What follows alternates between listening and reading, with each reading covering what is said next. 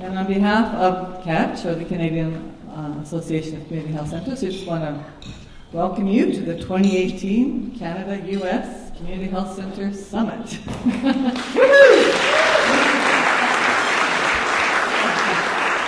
And we have a fairly new organization, the BC Association of Community Health Centres, and the board chair for BCACHC is Gray Showler, who I'm going to be introducing right now, and he's also the Director of Health Services here at Victoria Kool-Aid Society.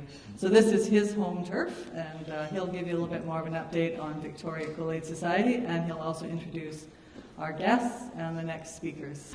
Welcome everyone. Thank you so much for traveling all the way out to the West Coast, across the United States and Canada. It's really our pleasure to have you here. I'm Gray Showler. I'm the Director of Health Services for Victoria Kool-Aid Society and President of the BC Association of Community Health Centres. And came to that position. I worked as a nurse here at Kool-Aid for 10 years in our community health center across the street there, and just passionate about this work, and just a real pleasure to see so many people that are sharing in this work all across both of our countries. So a real pleasure. I want to acknowledge that this setting's a little bit different maybe than some general, when we have these meetings in hotels and other places like that, but when we talked about hosting it, we talked about where it could be, and we thought that this was a really appropriate spot for us to gather. This is the Downtown Community Center. This is a lot of ways the heartbeat for the community in this area. We have all kinds of programs in here. We have kinder gym, we have recovery groups, we have sports, yoga, cooking classes. This is where our community comes together to partake in health and wellness, and so we thought it was a fitting place to gather. This event is happening today on the traditional lands of the Kwanghan-speaking peoples of the Songhees and the Esquimalt nations. We're really, really honored and privileged this morning to have Answer perform for you, to do an acknowledgement of the territory for you as well. They're amazing. They performed at Kool-Aid's annual general meeting this year, and I think you'll really enjoy this. So thank you again. I hope everyone has a wonderful day, and welcome.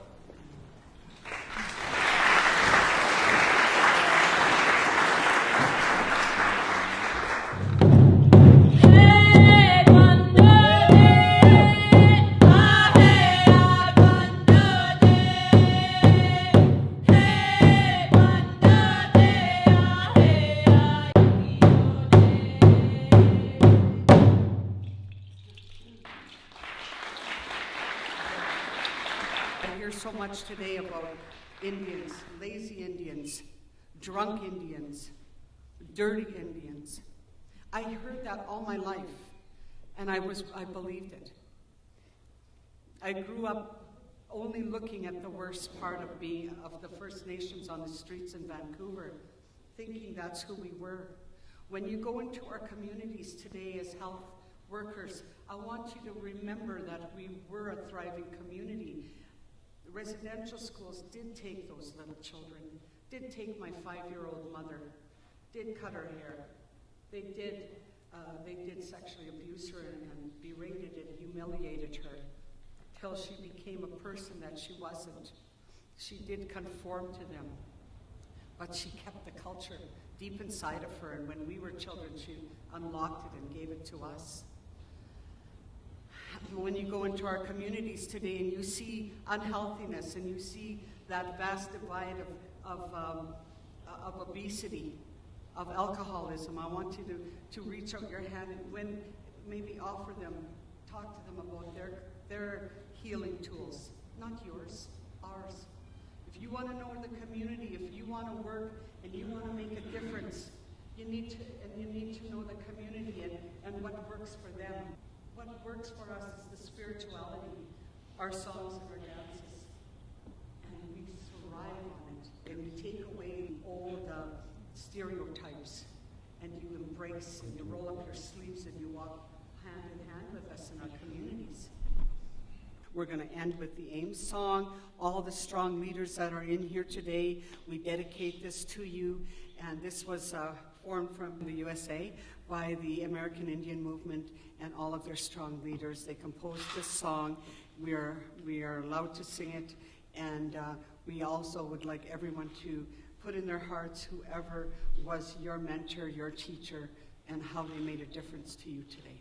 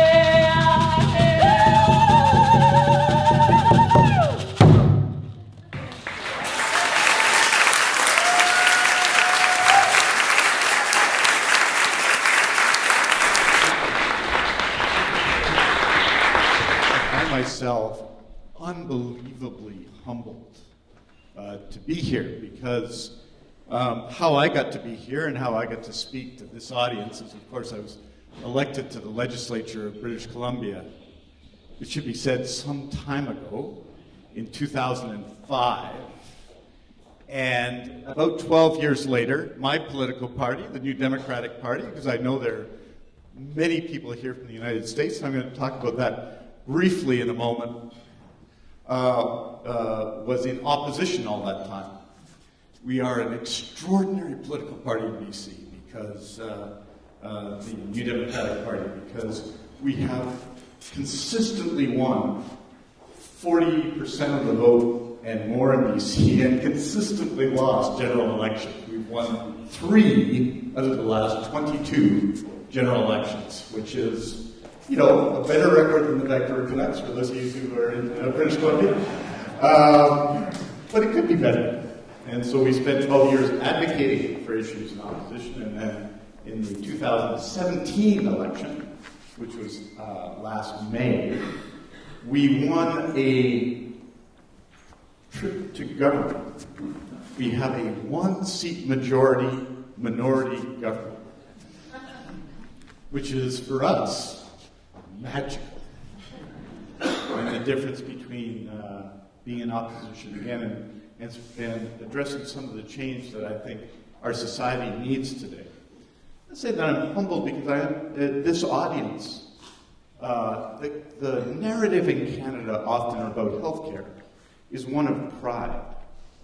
We had a contest, our national broadcaster, the Canadian Broadcasting Corporation, about 20 years ago had a contest to decide who the greatest Canadian was.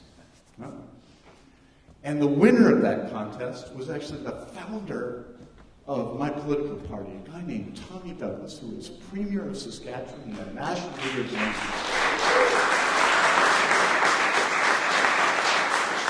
And the narrative suggests, of course, and this I suggest is something that would not happen today, because there was a generation of people in Canada who understood what life was like prior to public health care. And that generation, because time has passed, is less and less. We've had public health care, universal single-payer health care in Canada since the late 1960s, the early 1970s, and the generation of people who were the political inspiration for that, who saw public health care as a metaphor in the public debate, of course, is, because time has passed, a smaller and smaller share of the electorate and the public. We have a public health care system that is seen by many people as, of course, a great asset, but also just a part of life, or even a long-standing bureaucracy. And it's why I'm always inspired to see the innovation and the dynamism and the community basis of healthcare in many parts of the United States where they do not have that sense, that public basis for the healthcare system. If you look, I know there are people here from at this conference who will be speaking from Albuquerque and from Middleton and from Iowa and from Michigan, all places where there are extraordinary things happening at the community level in healthcare, because if they didn't happen at the community level in healthcare, they would not happen at all. And it's inspiring for us to see that and to be mobilized at that and to try and understand, again, as we try and reimagine what having a public health care can do for communities in British Columbia and in Canada. It's inspiring to have us come together today here at this conference, Canadians and Americans, to talk about what we can do better and how we can envision things. And the second challenge, I think, that I wanted to just reflect on for again is the challenge of what to do in the Canadian healthcare system as a Minister of Health and as healthcare providers in the community around healthcare at a time when I think we are facing growing inequality in our society. We see these forces globally, and there's a global debate about them. You know, in the political dynamic of the world, Walmart is often seen, and this point has been made eloquently recently, often seen as kind of anathema for many people. Right? But Walmart, since 2008 in the United States, paid about, $50 billion in taxes. Amazon pays a lot less than that. And the power of local communities to affect local changes being stressed by changes in the global economy that we often can't control and can't see. And so we have this extraordinary affluent society in a way here in British Columbia with a public healthcare system and also, by any standard, a large measure of inequality. In fact, British Columbia, by most standards, has the highest levels of inequality in the country. Again, the 1% against the rest. How do we deal with that? And how do we invest as a society? And how do you act as Minister of Health to address that? It's a big challenge. So what this government has done, I tell you, in our first budget, when we came into office in May and in September, is a series of actions that were all about health care, but nothing about the Ministry of Health budget. First thing we did was raise income assistance rates. You might think of it in the American context as welfare rates. The basic income assistance rate rose by 16% in one action. It was the first thing the government did. The second thing they did was ensure that everyone in our child protection system, our child welfare system, everyone who had been in care of the state in British Columbia got free university tuition because we had been their parents and we had fundamentally let them down.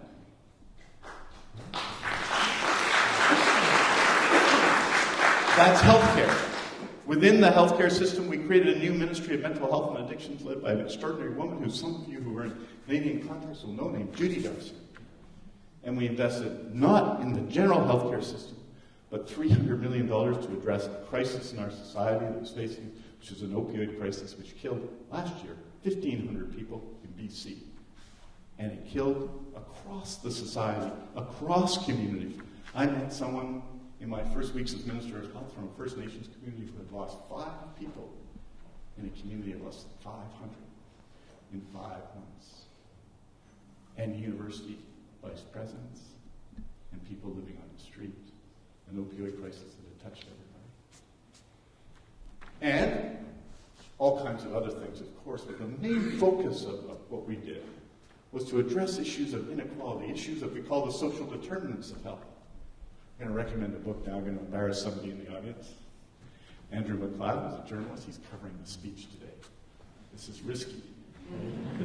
Risky to talk about them. It feels like the kind of way that some American politicians talk about journalists and speeches when they're in the crowd. Except it's nothing like that. There's a book I recommended. There's an independent bookstore. Monroe's not far from here. You can pick up the book there. It's called Altogether Healthy. It talks about these issues. If we're going to address and raise the health standards of people, address their social determinants of health, what do we do? Do we invest in the healthcare system? Do we build more and better hospitals? Do we cover more and better pharmaceuticals? Or do we, in fact, do things to address fundamental issues of inequality? And that has been the focus of what the government has done. We've done some of those things in healthcare too. We eliminated deductibles for pharmacare coverage, which is our prescription drug plan, for low-income people, for hundreds of thousands of low-income people eliminating those deductibles on January 1st to address those very big questions so that people don't have to choose between drugs and food. So as Minister of Health, one of the most important things, and this is coming in the next few weeks, we are also introducing a poverty reduction plan, which sets real targets against which the government will be judged and will take real actions to address and reduce poverty in our society.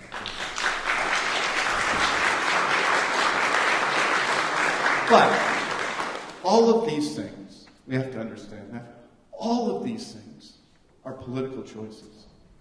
And they take place in the context, it seems to me, they take place in the context of real challenges for healthcare in general.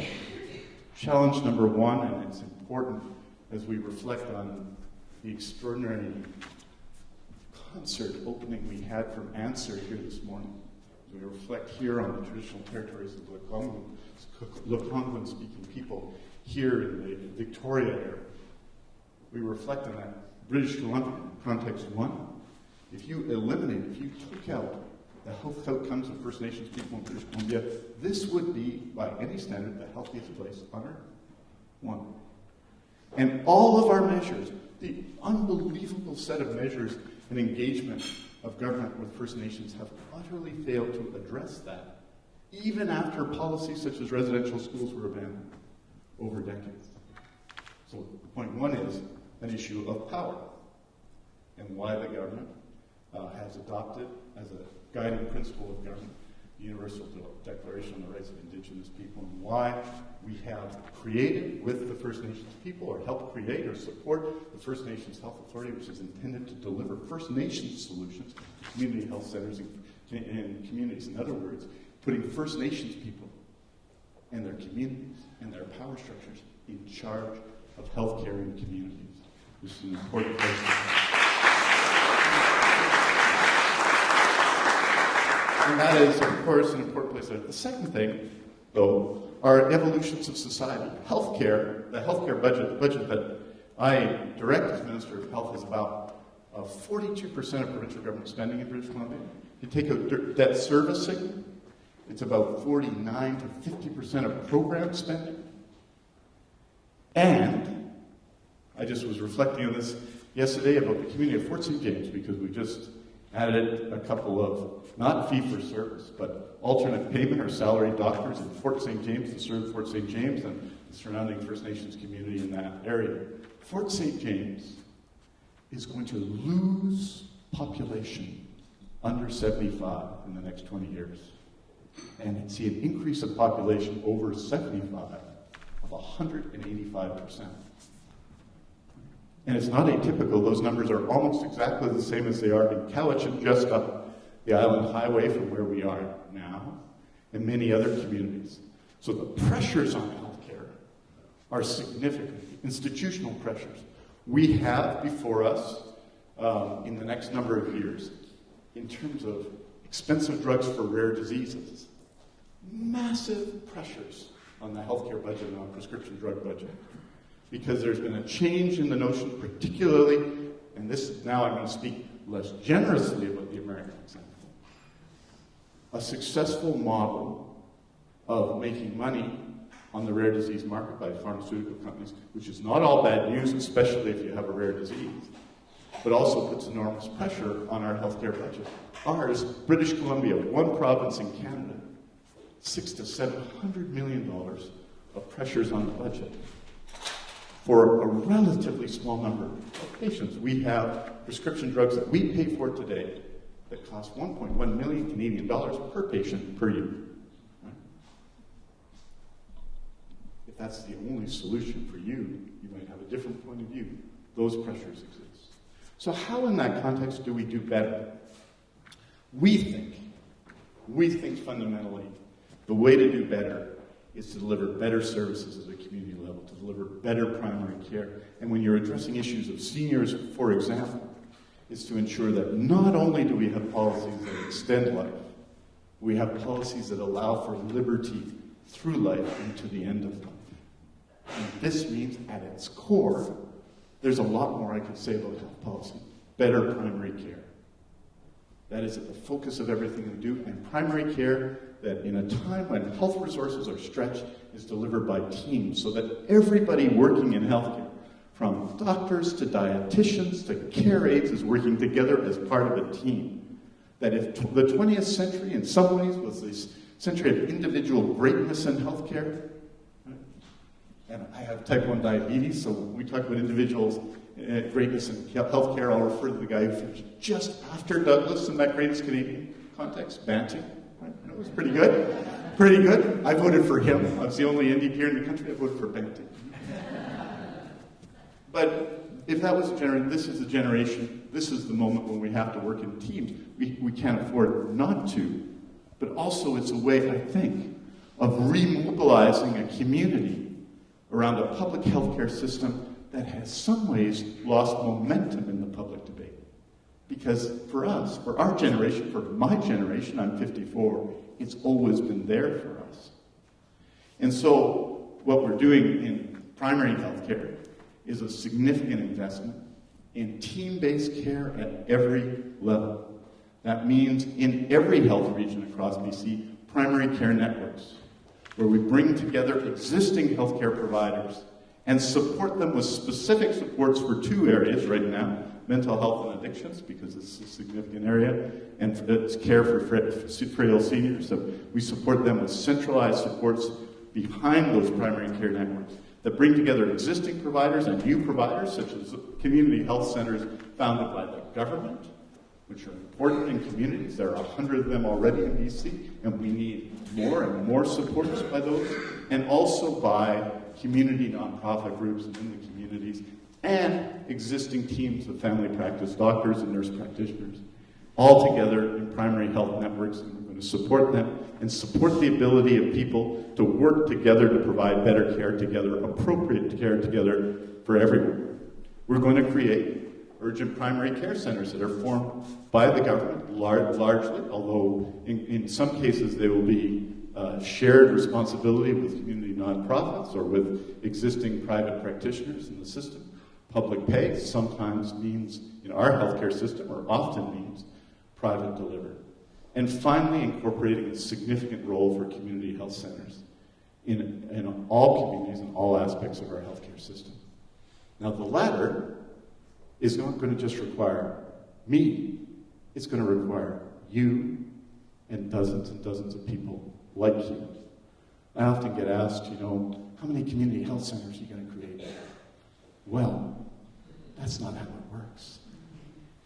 They have to be, my job is to create the basis by which community health centers can develop in communities, but ultimately, those have to be created in communities to be long-standing and of value and of strength and of duration long before I'm gone for political office and there are other governments in place. So it's our intention, and we have done this, and we have started this process directly, initially, by supporting existing community health centers without a press release, without fanfare. In March, we gave supports of $2.13 million to existing community health centers, all members of the association here in British Columbia, to provide supports and stability, because a lot of them were struggling, and to ensure that struggling financially in the existing fee-for-service system, to ensure that nurse practitioners were available, and pharmacists and social workers, and they are being hired and supported in existing community health centers. And then working to see new ones develop. I'm very proud, I'll just give this as an example to finish, what's happening in a community in the interior called Kamloops, which illustrates, I think, the elements of what we're trying to do everywhere. In Kamloops, a member of the Interior Health Board, our organization, our healthcare system, BC, is organized by health authorities. There's a woman named Dr. Selina Laurie, who many of you will know if you've been involved in community healthcare. I appointed her to the Interior Health Authority Board, and she has helped create not one, but two different kinds of community-based health centers in Kamloops in 1 year. So in Kamloops, we've launched an urgent primary care center near the hospital to give care to people who go to the emergency room because they have no other choice, but probably should not be in the emergency room at Royal Inland Hospital. At the Urgent Primary Care Center, we created a learning center which combines doctors in training with full-time family doctors in the community to provide care to unattached people in the community. And Dr. Laurie, in her spare time, working with the community, has helped found, as a member of the association here in British Columbia called STEPS, which has created a new family practice community health center in Kamloops. And this has had results for us. There are in British Columbia 750,000 people without a family doctor on a population of about 4.5 million. And in Kamloops, since I became Minister of Health, we've gone from 6,000 people without a family doctor to 2,000 people without a family doctor, and provided supports in the community that have not been there before. This is a model, I think, that we can follow everywhere in British Columbia.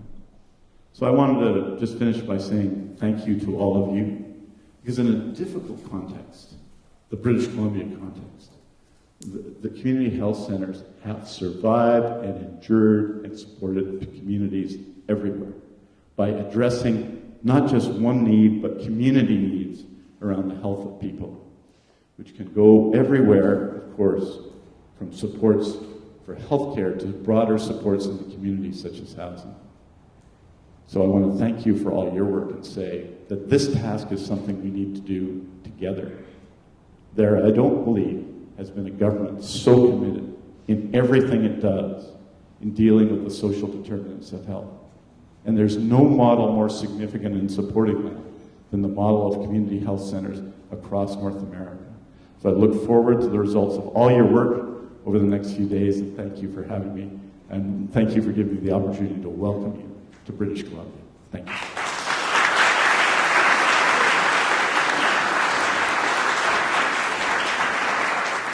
So now we'll move on to the next portion of the day, really into the meat of our discussions around potential collaboration, the context around community health centers in both Canada and the United States, and start to talk us through, from the sense of the organizers, what we believe is the compelling case for collaboration. So I'll start it off offering community health centers as a solution to complex challenges that governments are facing in various jurisdictions.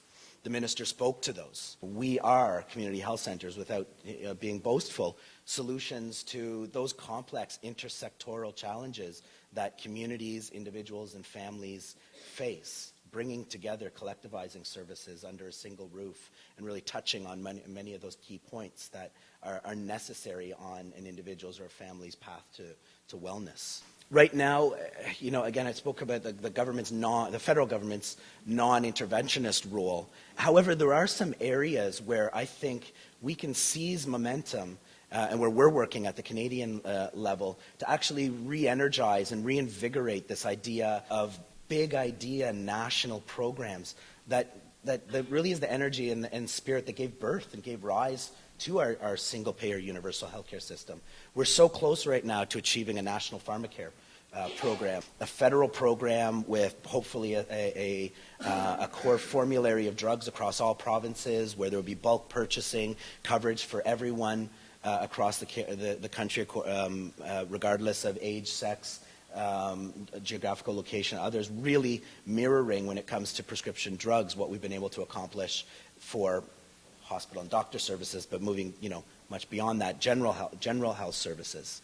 So we're investing our energies in trying to complete that unfinished business of Medicare. So beyond just our health centers, how do we engage different levels of government to move those big vision, unifying projects that are about economies of scale, that are about collectivizing our energies, our resources, and so forth. And a huge opportunity for us is leveraging all of our national and global networks. There's no way we can do this by ourselves as a Canadian movement. There are just so many things that we simply can't, or are not wise to try to do on our own. There's so much for us to glean from our U.S. counterparts, and of course that's the content of our day today. But obviously beyond that, what we can learn and share with our European counterparts, our Australian counterparts, our counterparts in Senegal, Cote d'Ivoire, South Africa, Thailand, China, elsewhere were community health centers, and we now have the International Federation of Community Health Centers as a mechanism to begin doing that. As a quick sidebar, I'm happy to announce, and I put a couple of copies on everyone's tables, that International Federation was just accepted to present a session at the upcoming second WHO Global Conference on primary healthcare that takes place in Astana, Kazakhstan next month. So you'll see what we'll be presenting. We have an opportunity to be engaging governments from around the world, other civil society agencies around the world, around the community health center model, bringing experiences and lessons from Canada, the United States, Australia, South Africa, and elsewhere. We're really, really excited about that. And hopefully there'll be an opportunity for those of us presenting at the conference to report back to our respective members and associations and to further engage all of you in that global dialogue beyond just the Can-Am conversations here. I'm not going to go into detail here, but I just thought I would give you, particularly since Joe's going to touch on, some of the priorities for the association in the United States. A lot of our energy right now is really on internally on strengthening our movement. So we have greater collective capacity and coordinated capacity to address all of the challenges that I've spoken about. So really working to strengthen our association, but also to build and nurture new and emerging community health centers at the provincial level and coordinating our efforts so that we're touching on issues at federal level and provincial levels at the same time, including community health centers. So our 5 priority areas of advocacy currently at the association, just touching on the need to work across silos, to address determinants of health, et cetera. Our investment in community health centers, that's our core work, that's our core business as a national association, and one that we're looking to coordinate further with, as I said, emerging and existing community health center associations within the provinces. But then advocating for universal single-payer national pharmacare, investment in public dental care, investment in affordable housing, and lastly, on a population level, working to improve health and opportunity for refugees. Those are where our associations identified our capacity and our priority to advocate in the short term. We work with our members and our partner associations across the country to do so. To our American counterparts, there's some areas here, for instance, public dental care. You have so many lessons to share with us about the integration of dental care and other levels of care within the community health center. Some community health centers across the country are doing it, but it's an example of where we're looking forward to discussion and learning from you this afternoon, later this morning and this afternoon. So I'll welcome up Joe to tell us about the U.S. Let me just say on behalf of the delegation of primary care associations and community health centers in the United States, thank you for the invitation to participate here with you this morning. And I really commend and thank Kool-Aid Society. I think it was wise to have this event in this venue rather than in a fancy hotel. Nothing against the hotel, but this is the heart of the community. And this is who we represent and why we are here. So having this venue here was the right thing to do, and thank you for that. Let me give you kind of an overview, a snapshot of health centers in the United States. And health centers are partially funded with federal funding, and they're required to submit an annual report. There are 1,400 or so organizations funded under the health center program that represent 10,000 or so, 11,000 clinic locations located throughout the United States, including the Marshall Islands, Hawaii, Alaska, and extending to Puerto Rico and the Virgin Islands. So that gives you a sense of that environment. There are 11,000 or so health center locations. In this report, a summary of the Uniform Data System is the annual report that is a roll-up of health centers nationwide, are now serving 27 million people, 1 in 12 people across the United States that rely on community health centers for access to primary care. 1 in 9 children in the country are children, 1 in 5 are rural residents, and 1 in 3 live below poverty. More than 355,000 of those are veterans, and about 3.5 million are residents of public housing, 1.4 million are homeless, nearly 1 million are agricultural workers, and then more than 800,000 are served through school-based health centers to serve our children. So it gives you a sense of the scope and the size of the magnitude of the program in the United States. Some of the historic changes in the healthcare system in the United States, some of the trends that we see is we are undergoing a massive transformation of the way that healthcare is organized, how it is delivered, and how it is paid for. And there is a big shift now from fee-for-service and face-to-face visit to value and outcomes, where third-party payers are looking to pay to providers based on clinical outcomes rather than on patient visits.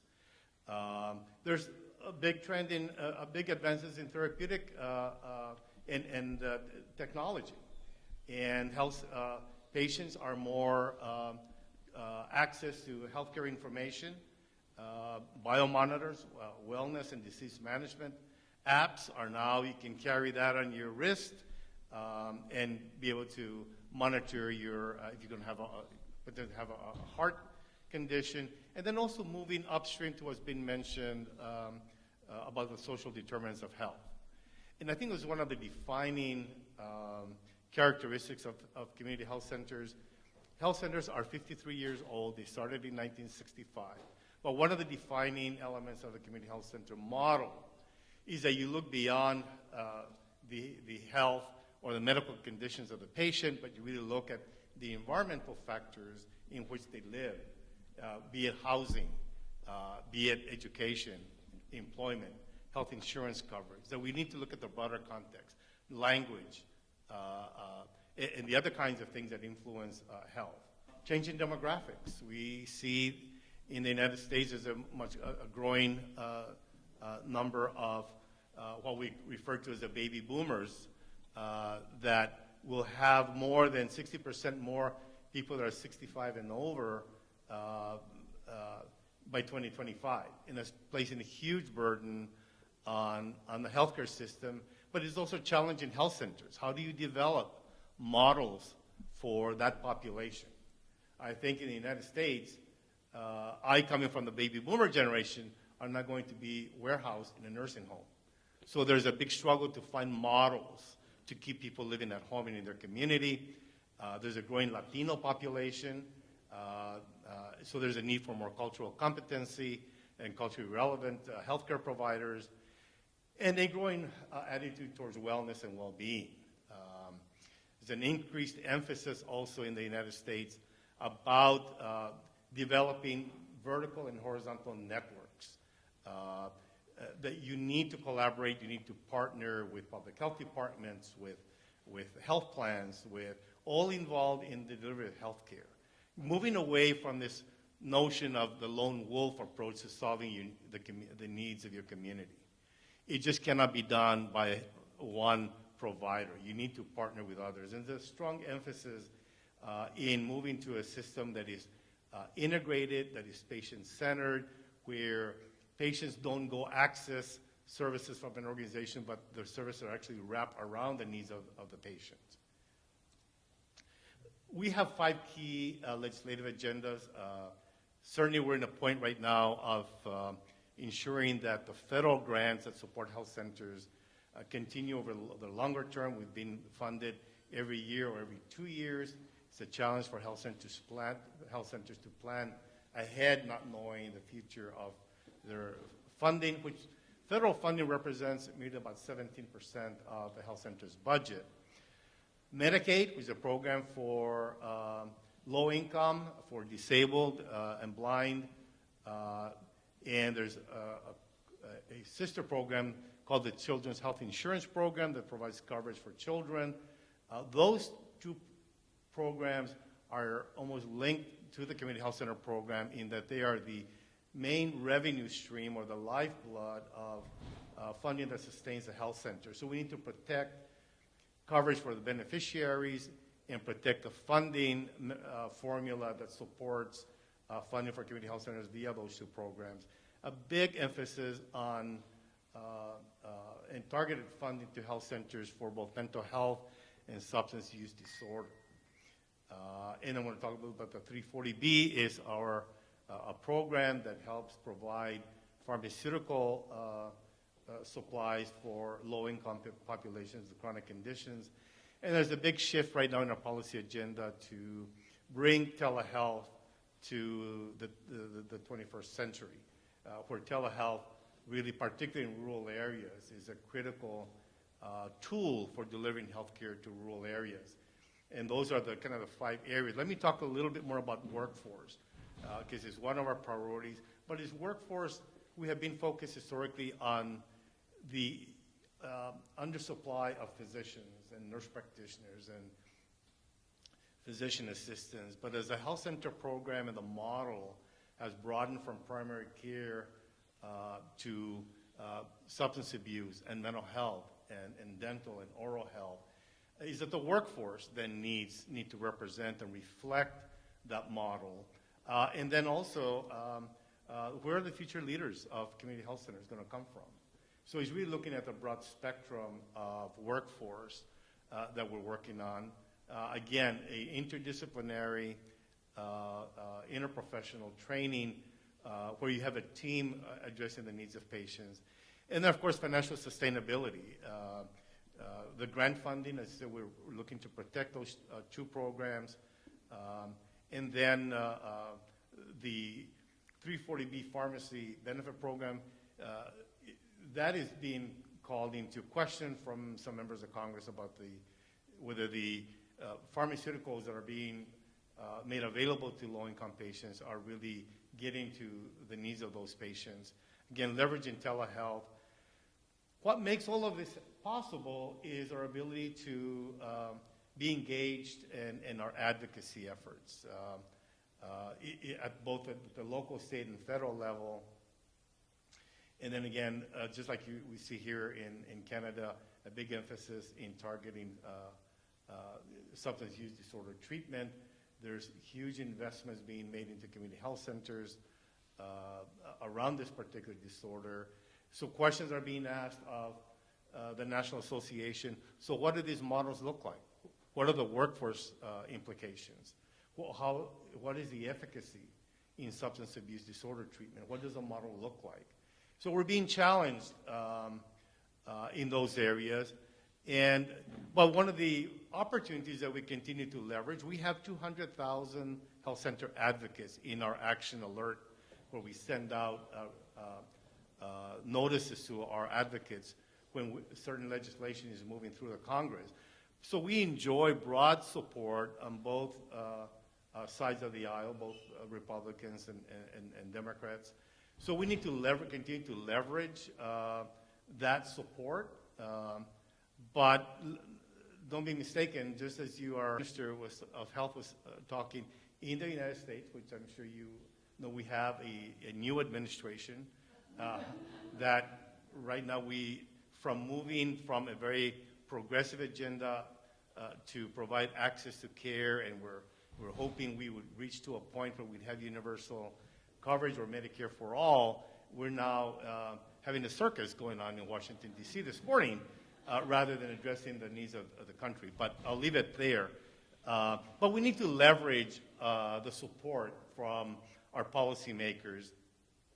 And the model of care in the United States is referred to as the triple aim to quadruple aim, which is improving the patient experience in terms of including quality and patient satisfaction, improving the health of the population as a whole, and then looking at health equity across all populations, and reducing the per capita cost of the total cost of care.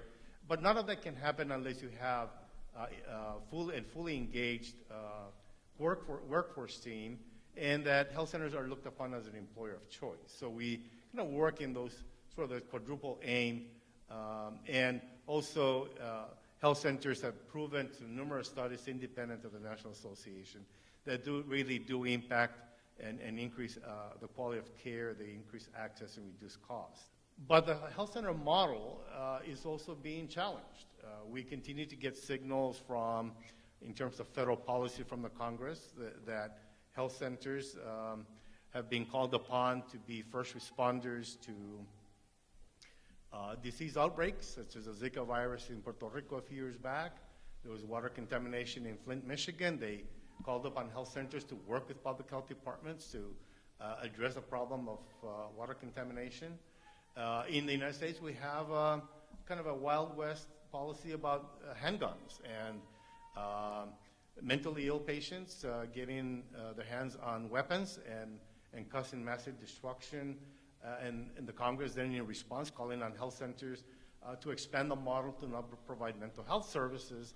And then almost recently with the opiate use disorder, also a major infusion of dollars into community health centers to help address the problem of substance use disorder. So it's really challenging the health center model to where it originated to be a much broader community health, public health model. And we need to continue to respond to that. And so we are going through a massive sort of reevaluation of the health center model because we're being looked upon as leaders in this area. Also, I work a lot in the areas of migrant health and services to special populations, and so I have a very sensitive feeling for the social determinants of health, because these populations, very often their health is influenced by lack of housing and clean water and sanitation and food safety, and so the health center model certainly can stem from its ability to address those needs. Some challenges, a lack of national and comprehensive immigration policy. There's increased immigration enforcement. There are raids that take place from time to time in areas of employment where it is ICE agents feel that there's people who are undocumented or shouldn't be in the country. That has created huge impact on our patients, on immigrant communities, for fear that they might be apprehended and deported. Therefore, they're not accessing the care at a health center except under very acute or emergency situations. And in some cases, they're actually disenrolling from any kind of public assistance because there is now a proposed policy about public charge. That if someone who is seeking permanent or citizenship or a green card in the United States and are maybe become dependent on public assistance, they don't stand a chance of getting a green card. So consequently, if patients are receiving any kind of public benefit that could work against them, then therefore they're disenrolling from services. We still, in spite of the fact that we have passed the Affordable Care Act under President Obama, health centers are still seeing on average a 30% rate of uninsured. Again, we still have a workforce shortage across all disciplines. Again, the health center model being pressured to broaden the model, where health centers are now more frontline providers in public health, in emergency preparedness around hurricanes and natural disasters. Health centers are front and center in these discussions in the Congress. And so we are now kind of going through those challenges. And so again, we're moving the way that healthcare is organized, the way that it is delivered and paid for is moving from a volume to value, where you're paying for results, paying for clinical outcomes. And then that's placing pressure on the mission of the health center, where you have to ask yourself about balancing the mission of the health center with margin. You need to come out at the other end in the black, otherwise you can compromise the entire health center. So those are some of the challenges that we're facing. Advocacy and civic engagement are key to our success. We have the health center program now, like I said, there are 10,000 clinic locations across all 50 states, serving over 27 million low to moderate income Americans.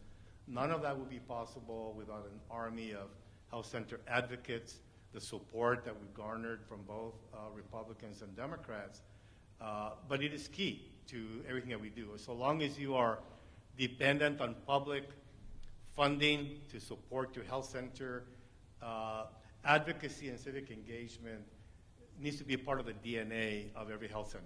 It is not, it is what we do, and it is mobilizing communities for the ultimate goal. And I saw, Scott, your 5 definitions of what makes up a health center, and the 5th one, you said we're not really quite figured how the 5th one is. I think if you do all the first 4, it answers the 5th, because I think advocacy and civic engagement has got to be central to what you do, because those things combined is where you achieve health equity and social justice for everyone. So good morning, everyone. I'm Bruce Gray, the CEO of the Northwest Regional Primary Care Association. We're a regional association in the U.S. that covers Washington, Oregon, Idaho, and Alaska, based out of Seattle. And my part is really just to emphasize the whole notion of why we're here. What is the value of coming together and collaborating across the Canadian-American spectrum, really in the health center world? So there's 3 things that we've came up with. Really, the first is the right thing to do. The second is the smart thing to do. And the third will really be the necessary thing to do. So the first one around the right thing to do, it's really the right thing to do around patient care and client services. However we describe those in Canada or the U.S., it really comes down to these 3 elements you see up there. The first is the ecologies that transcend our borders, and some key elements around the physical environment, around the economies and the similarity of economies that are cutting across our national border, around the notion of population movement and opportunities. I'll talk a little bit in a moment about where there's some opportunities on local levels for that type of leadership, that political leadership. And really many of the health factors that I think Minister Dix and Scott and Joe have really touched on nicely in terms of the key themes that bring all that together. So that first piece is really the big picture and the ecologies that transcend the borders. The second piece is the shared vision. And I don't think I need to say anything more after the presentation so far of how much we have in common, and how when there are discussions in the U.S. or Canada about, well, what could we possibly have in common with CHCs across the border, given how we see each other's systems? Hopefully, after even just this first hour and a couple of hours, you'll see that there's a great deal that we have to work on. That common vision, that sense of the social determinants, that sense of integrating care in many certain ways, and the team-based workforce aspects. So hopefully that'll be explored more as you all are at your tables, exploring that for the rest of the day. And then really the value proposition is really 3 key things there. The notion that we have a great deal of information to exchange, and just by definition that can be valuable, and opening up and having those aha moments about what we can share across borders. The second one was really peer-to-peer networks and how we can continue to build that sense of camaraderie and involvement and learning on an individual basis. So really to emphasize that part. And then finally, that notion of collaborative action, whether it's around advocacy, whether it's around workforce. I know it'll come up in terms of the opioid epidemic. That certainly is in both countries a key element. But how can we explore both at the national levels and at the subnational levels or regional levels opportunities to really work together around that? So with that in mind, the smart thing to do. So in the smart thing to do, I wanted to hit on that notion of the political spectrum. So if the first is really around that opportunity to address the patient care and client services, the second one is the evolving political, the political formations, in effect, you could say, that are happening right now in 2018.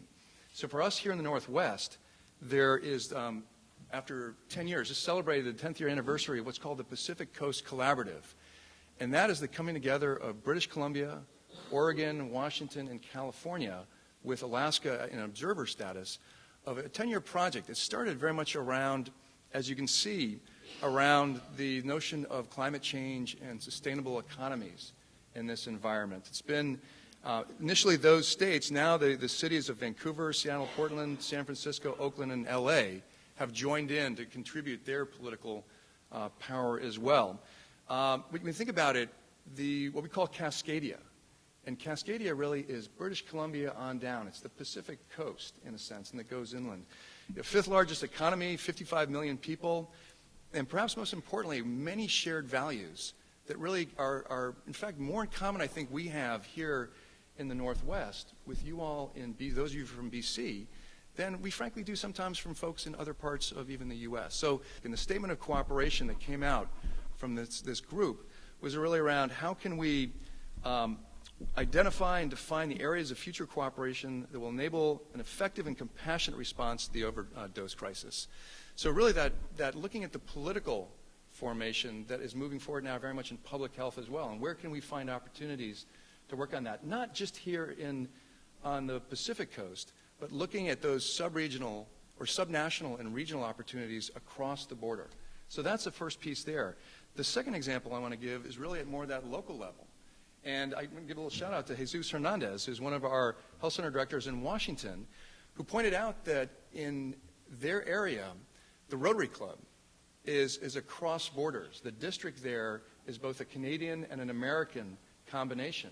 And so I give that as an example of where not only at the state level or provincial level, but now at the very much local level, folks are seeing opportunities to create those type of political and personal connections to cut across the border. So how can we build on that piece as well? So keep that framework in mind, because I believe it was Minister Dix who talked about the global economy and how we're moving into much more of thinking of political formations, not just in our traditional national boundaries, but looking beyond that in the 21st century. So the final piece here is really the necessary thing to do. And here I put this in the context of the first was really around our patient care piece, and the second was really around the political formations. This third one is really around the healthcare marketplace, however we define it in Canada or the US. And so the example here is really the changing economies globally, and thinking about the example of Uber, Lyft, and taxis, and how that notion of looking for Uber and Lyft at not just pricing and licensing and conditions there, but moving more to around what's the data systems we have in place? How can we use those to really create the kind of services for folks? And really resulting in, and this is a little bit of an older slide, but at least $15 billion and growing in terms of a new way of thinking of that.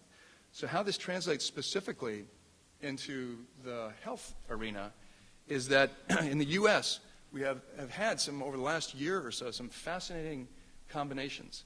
So for those of you in Canada that haven't heard, one of our large pharmacy chains, CVS, is now partnering with Aetna, an insurance company, and really changing, when you think about it, the scope and reach that a group like CVS has combined with Aetna is changing the entire dynamic of how we see and how we're thinking about services to medicated patients, about relationships with state governments, and really leveraging those additional service lines. One example. Another example, which might have gotten attention up here, is Amazon, Berkshire Hathaway, and JP Morgan coming together to decide that the U.S. government wasn't moving quickly enough by their standards to really address some of the key healthcare models. So they've come together to really see where can they create a model together that uses their economies of scale and their logistics to create a new model of care. Now, the most relevant one here that I want to cite is around CityBlock. And CityBlock is a group out of Alphabet's Sidewalk Labs. And Alphabet is the parent company of Google.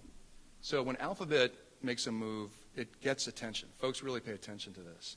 So what happened here is that Sidewalk Labs incubated this group called CityBlock. It's brought in some key leaders in the U.S. who used to be involved with CMS, the Center for Medicare and Medicaid and Medicare Services, to come in.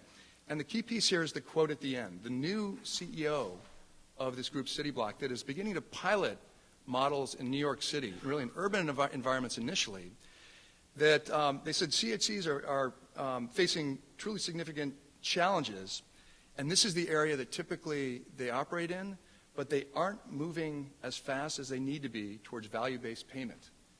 And so that was really what I would say is a shot across our bow. I'm looking to the folks in the U.S. and recognizing that while an early pilot, it is definitely saying that the private industry is recognizing where there could be value in these models, where there are efficiencies, where there are type of technologies to bring that together. So for us in the health center world, I would say not only in the U.S., but in Canada, the U.S., and globally, really needing to think about that. So the relevance of this is that, and Scott pointed this out to me, is that Sidewalk Labs, again, the incubator of CityBlock in New York, is also here active in Canada. So Sidewalk is the group that won the recent RFP in the waterfront in Toronto to basically come together to create the Eastern Waterfront, to renovate the Eastern Waterfront. So what I would say is that when you think about the opportunities in there, what's fascinating is that Sidewalk has now partnered with Waterfront Toronto to create Sidewalk Toronto as a joint effort in revitalizing this part of Toronto. And what's fascinating, I think, is that last bullet, that in effect, it's also committed to bringing Google's Canadian headquarters to the Eastern Waterfront. So the reason I'm mentioning this as a specific example is that this shows globally how there are factors at play that will affect community health, will affect healthcare more broadly, but I would argue will affect community health, and that we need to be thinking about 5 years, 10 years out, if not even just the next year out, where these shots are affecting not only in each of our countries, but across the two, and why there's a critical need to really work together on this. So with that said, there's a quote I've loved and used in many presentations, that the future's already here, it's just not very evenly distributed. And it's a quote from William Gibson, who's an author that some of you might know about. And what I love about that is that what we will see in 5, 10 years is already has emerged. And how we pick up on that, how we think about those elements and think about our trajectories as community health, and not only community health centers, but as community health, and how we respond to that really gives the opportunity. So I'd love to end with just that quote from, I believe it was either Answer or Jessica in the First Nations, when she said, when the tide's out, the table's set. And I thought that was really a beautiful phrase. And so I'd say for all of us, let's look at the table being set. Let's look at it being set together. And let's figure out how we can work on that in an economy, a global economy, and a political environment, and in a healthcare and a community health model that really is providing wonderful opportunities for us.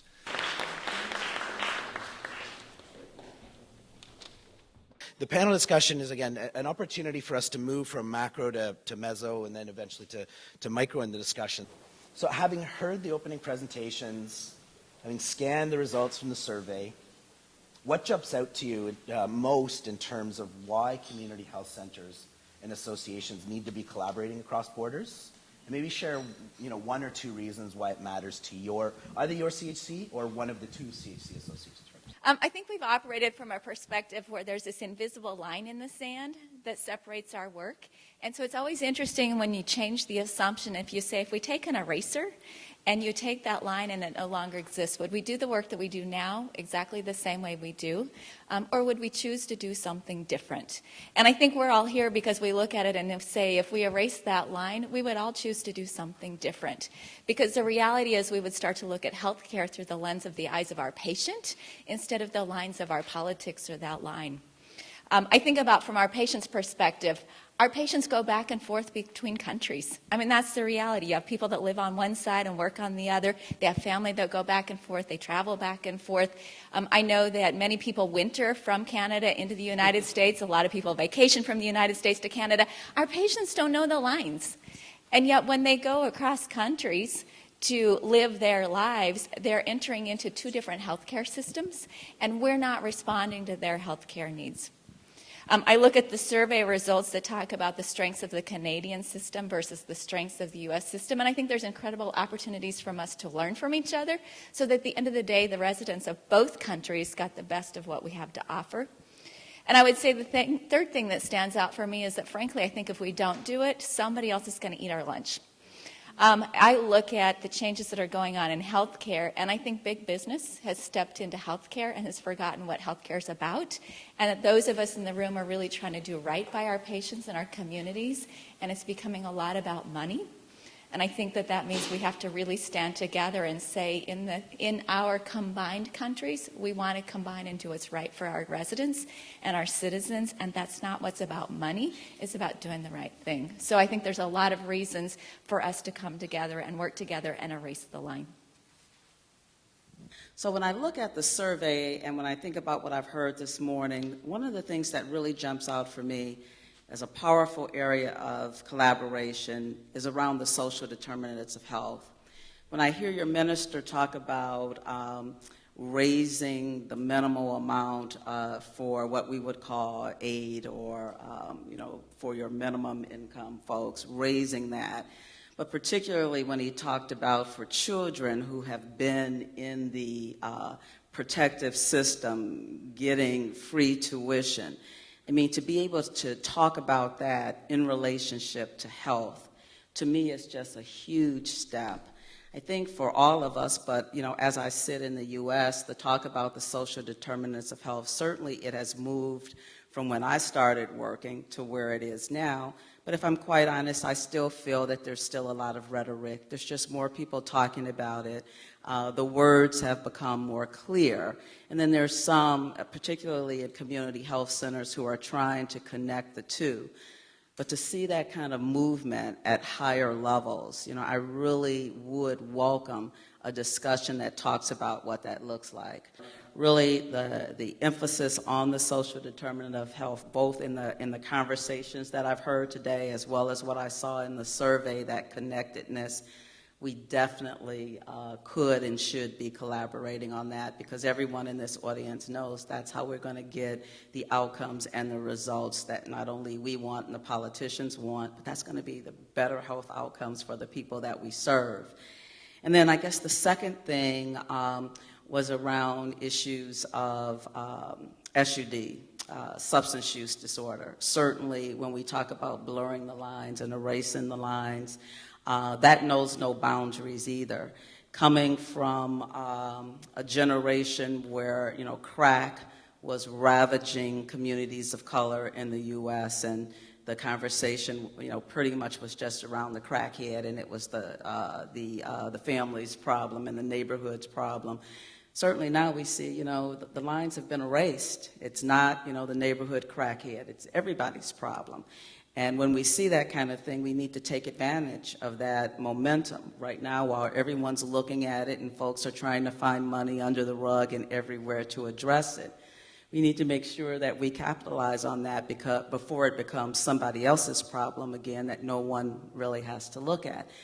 So for us to be looking at that, knowing that that's something that's a huge issue, both from the standpoint of just illicit drugs, but also that transference from using prescription drugs over into street drugs. A great opportunity for us to collaborate there. And I could go on and on and on about areas, but I'm going to pass the mic because I know time is of the essence. I was just going to sort of jump in and on what sort of Heidi and sort of Letta was saying in terms of erasing the lines. So I think in many ways I'm the one, I'm a sort of a person that embodies erasing the lines. I'm a Canadian American. I trained in Montreal Medical School and did residency in Toronto, and then worked in Toronto until I moved down to the U.S. And I remember when I sort of was moving down to the U.S., I was moving down for love, not for healthcare systems or anything like that, but so I had to sort of come down on a national interest waiver visa. So I had to work in an underserved area in the U.S. in order for me to be able to get my residency. And people were like, oh, you have to work with underserved, and oh no. And to me, it just was a no-brainer. This is the population I wanted to work with. I was moving from a universal healthcare system, and I wanted to sort of go down to the U.S. and work in a universal healthcare system. And the Community Health Center Network is definitely one that sort of provides that for that. And so in terms of blurring the lines, we talk about, Canada universal health care, in the U.S., not so much, but I think in many ways those lines really are a little bit more blurred than I think what we sort of make them out to be. And I think, I've worked and trained providers across the U.S. In many ways, and thinking about these lines and that border of Canada versus the U.S., I mean, we've got lines of state to state to state to state, right? And you have it up here from province to province.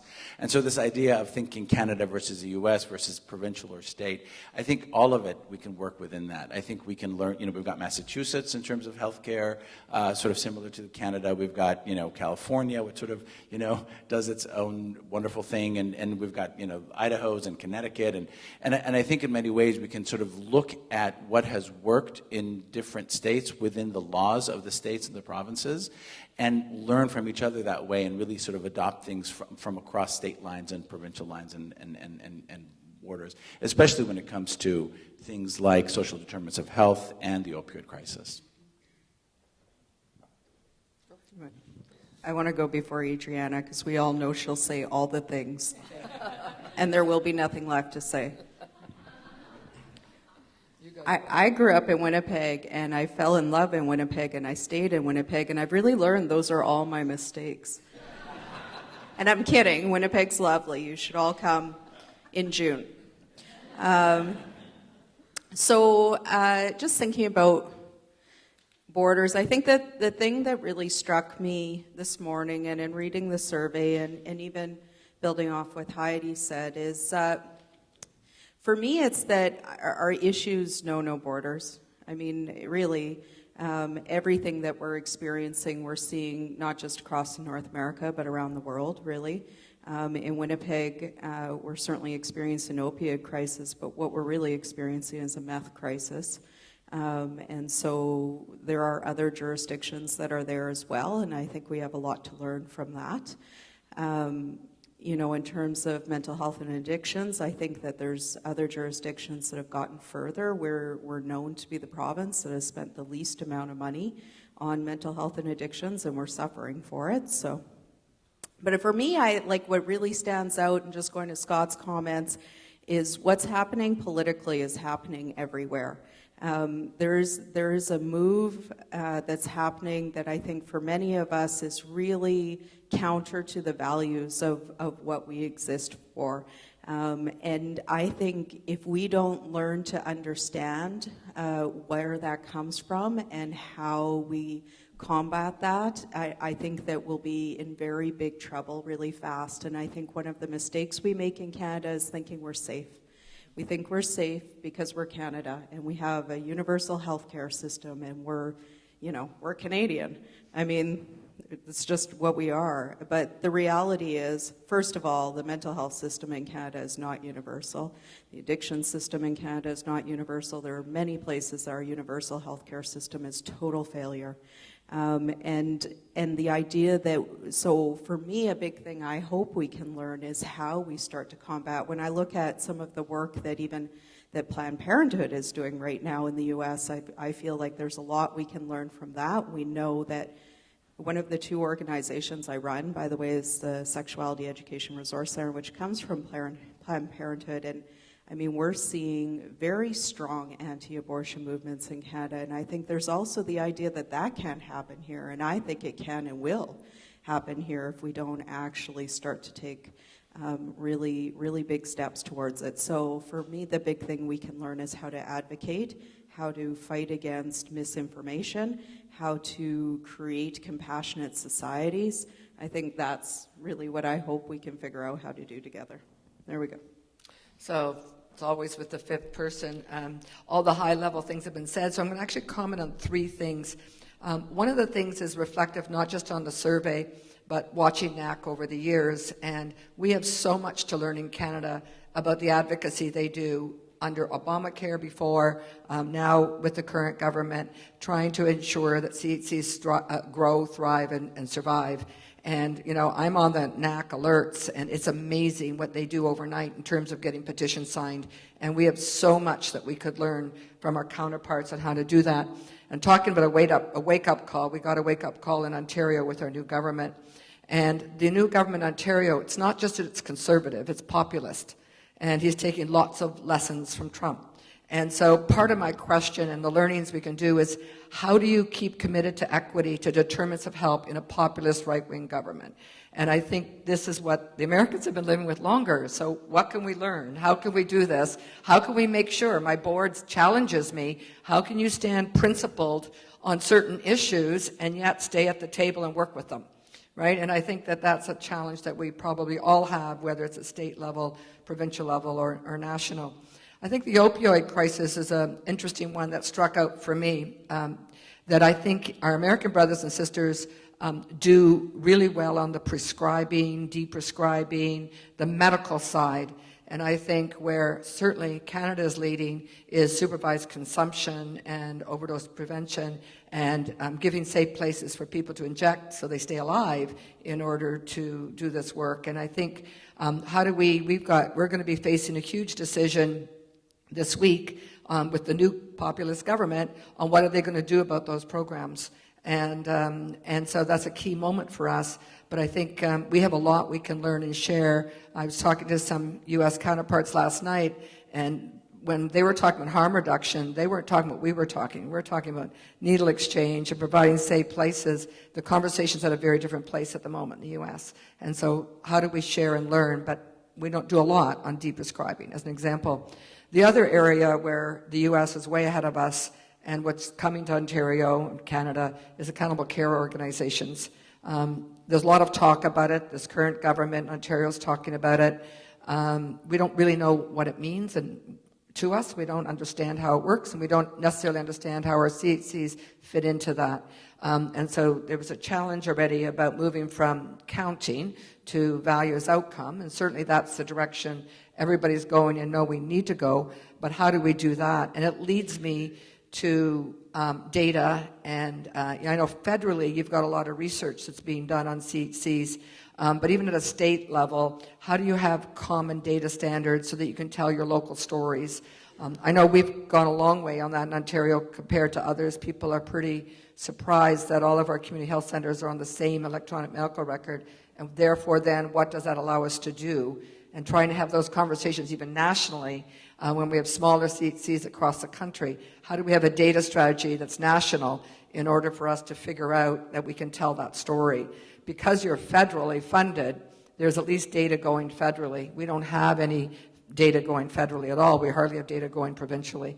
So those are three huge areas that I think we could work on, and there's many others I could go on. Please share one example of where your CACHC or association identified the need to mount an initiative or a program to address the social issue facing the health of the clients or population you serve, and what barriers or challenges you encountered, and if you have any successes and lessons that you can share. And so I'll apologize to my U.S. colleagues who have heard this already, but it's one that we are particularly proud of, and that is the issue of people who are returning home after being incarcerated. So certainly that is a social determinant of health, and it comes with it, bearing a lot of other social determinants of health. You come home, you're unemployed, you're largely undereducated, no stable place to live, may come home addicted already, or may, if you're not addicted, you go back into an environment and quickly begin using drugs again and have an overdose within a couple of weeks of coming out. So we were very fortunate that we had two state legislators, both of which had an increased interest in what the lives of people who were returning home from state prison. So we capitalized on that by saying, well, look, what we want to do is we want them to be ushered in. We want to catch them as soon as they are coming out of a state prison, and immediately wrap our arms around them and get them into one of our community health centers, give them wraparound services, hire a community health worker who has lived experience. And the first one we hired had spent many years in a state prison, so he's an example of what can happen, and also he knows the lives of those patients that he's dealing with. So we went in and we asked for just over $300,000. We got $75,000. So our initial model got scaled way down to only one health center. Now we have over 300 locations in Michigan. So we were only working with one, but we saw that as a benefit so that we could use it as a true pilot. We didn't have to talk about we're going to see hundreds of thousands of patients. We know how difficult it is when we have to get into the numbers game. We're going to solve the world in 1 year. We knew that we weren't going to be able to do that. What we knew was we would be able to focus on value right from the start, on outcomes, as opposed to churning hundreds of people through.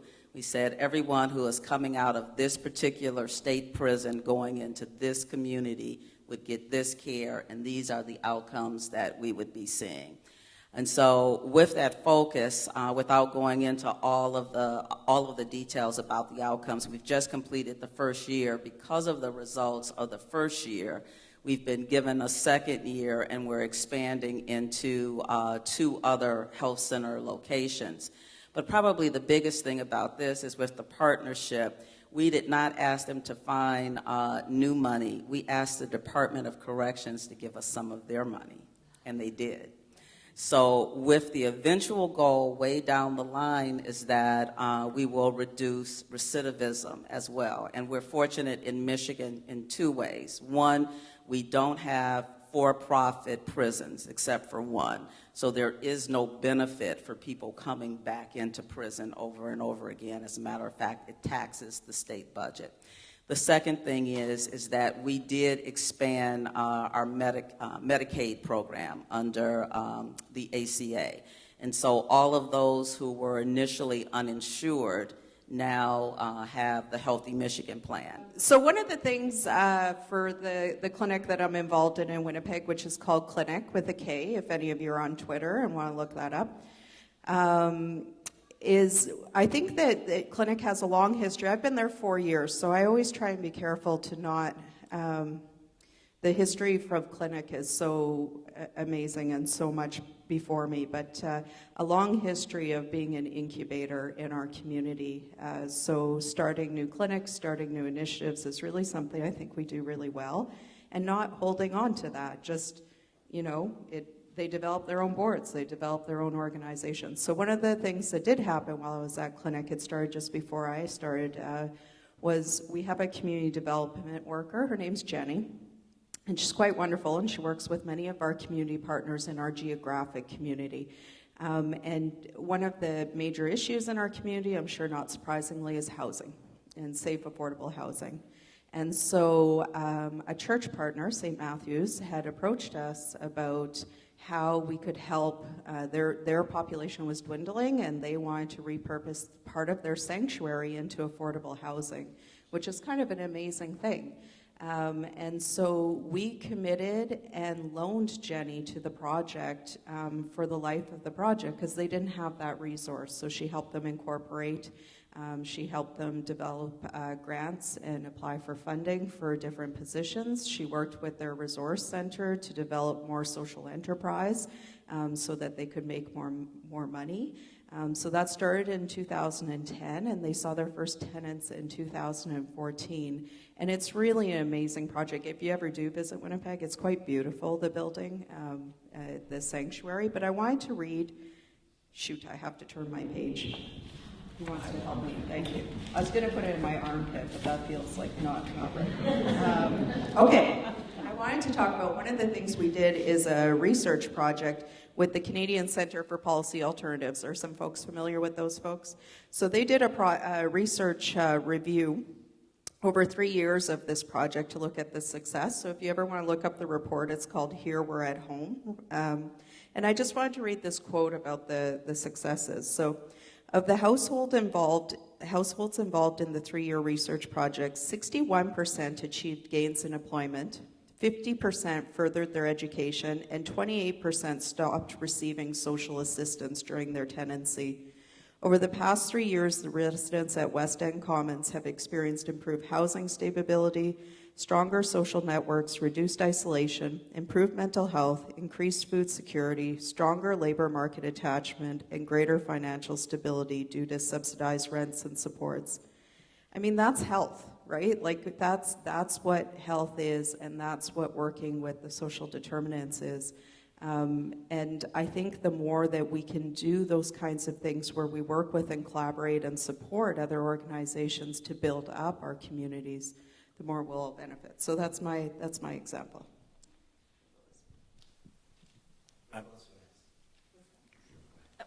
So I think to understand my social determinant that I'll talk about, you have to understand my background is as a counselor.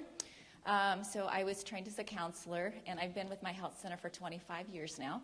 And I started out as an intern in our health center, and what we were trying to do is deal with the issues of trauma.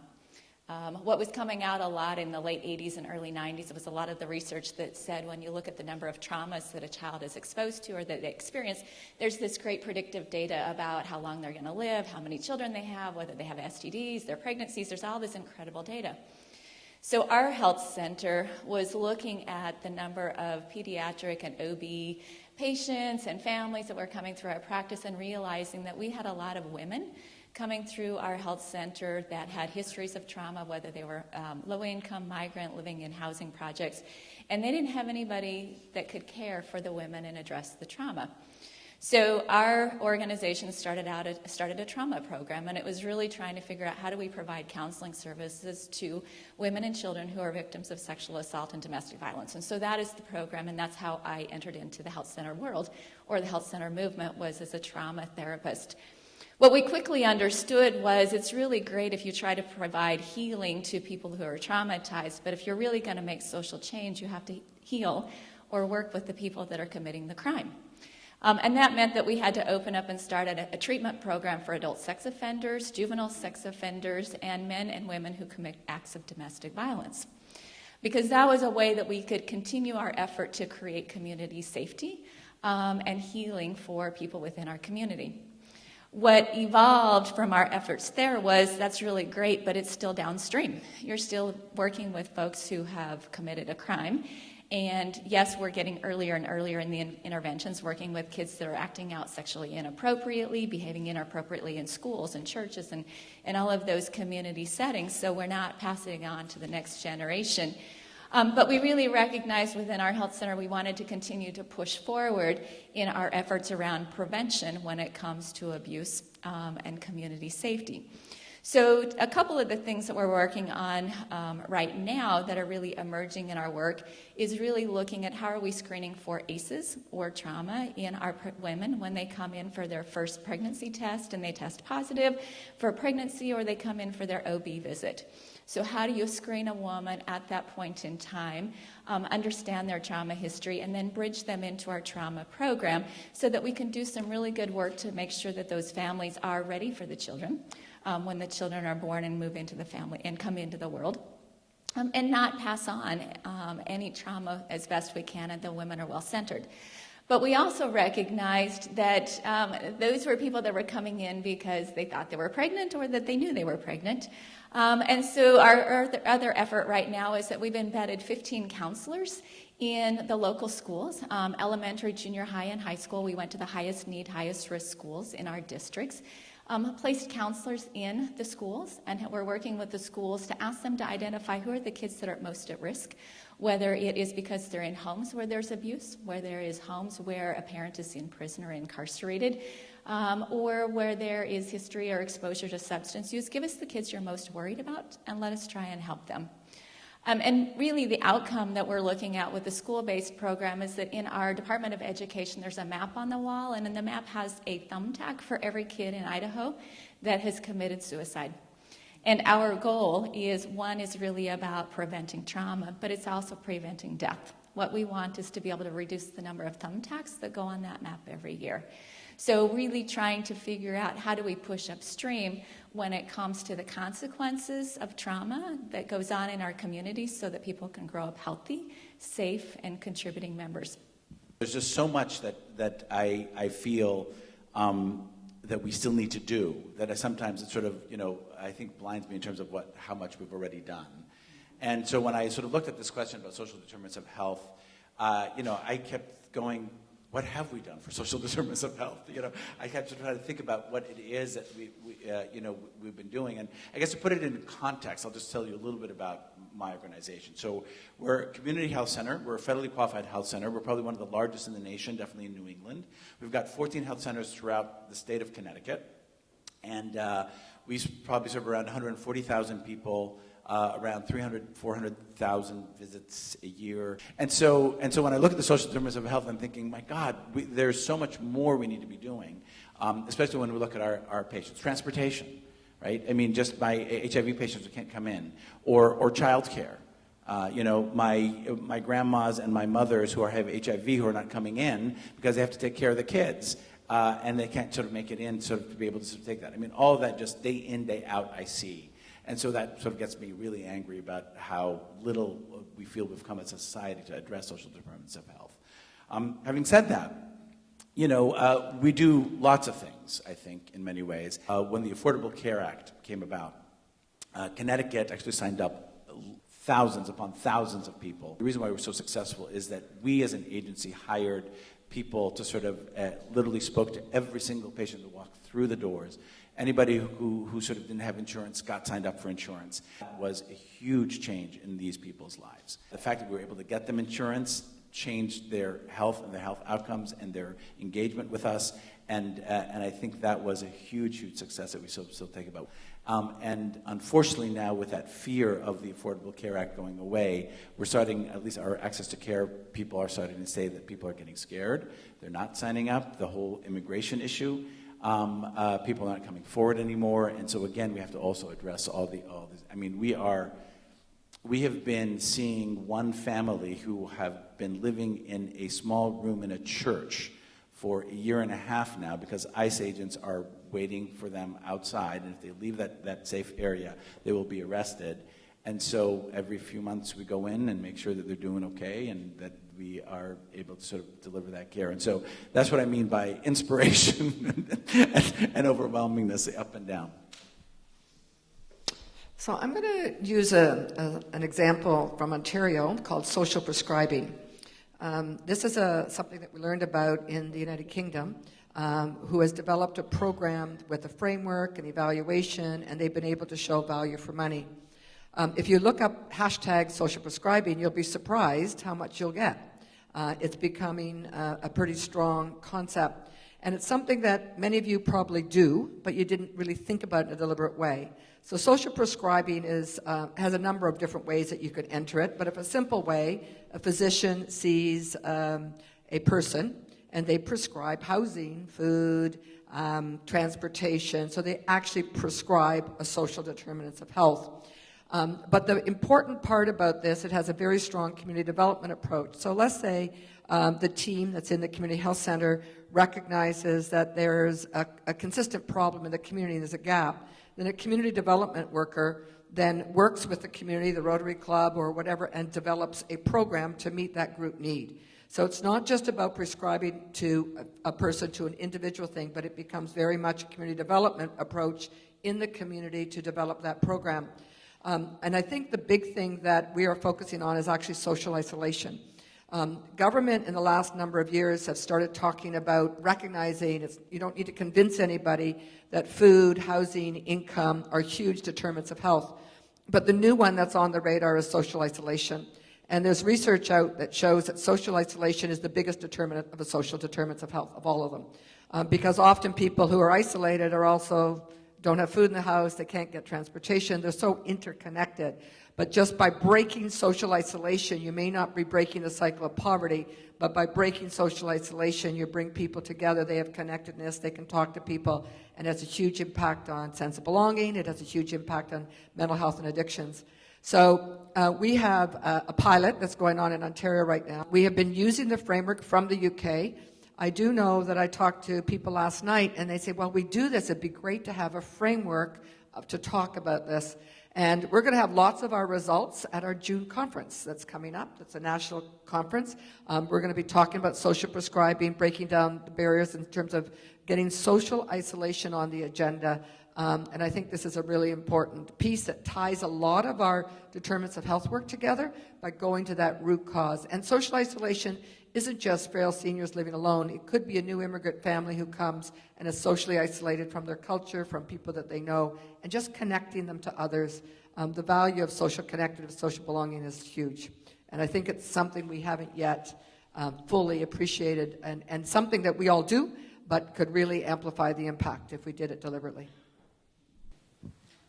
Please highlight one or two innovations from your CHC or region with respect to the comprehensive care model, so integrating those diverse services that you think can offer some insight into promising practices and strategies for other centers or associations. The one I want to choose is a project that we've got going in Ontario called Team Care. So what we're doing through Team Care, because if you're connected to a primary care provider, you want to stay with that primary care provider. But those primary care providers are often at their wits' end with these socially and medically complex people because they don't even know what's in the community. They have no clue what the services are. So in the Team Care approach, the Community Health Center is being funded to have interprofessional teams, but they're connecting in a very deliberate collaborative care model with the solo physicians in the community. So that solo physician who has that really complex client, that client patient will stay the patient of that solo doc, but they'll be referred and have develop. It's not just a referral, it's a collaborative care model where they're going to be accessing all the services that they need at the CHC. So it means that, and many of our CHCs do this, many of the CHCs, actually, a lot of your programs are probably people that aren't your clients for primary care. At least that's the experience in Ontario. At least, I'll get the number wrong, but probably 60%, depends on the CHC. They're doing all kinds of programs for people, but their primary care is not at that CHC. So this is about delivering a really a deliberate relationship with that physician. It's totally being researched and evaluated to see, can we prove the health outcomes of complex people by connecting them to all these wraparound services with your primary care provider still being outside of the community health center. So this is going to be a really, really important question.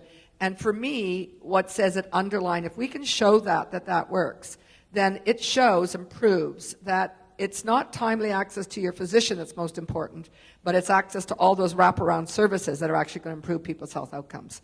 So it's an interesting way to expand our reach on team care without necessarily taking the primary care provider into in-house.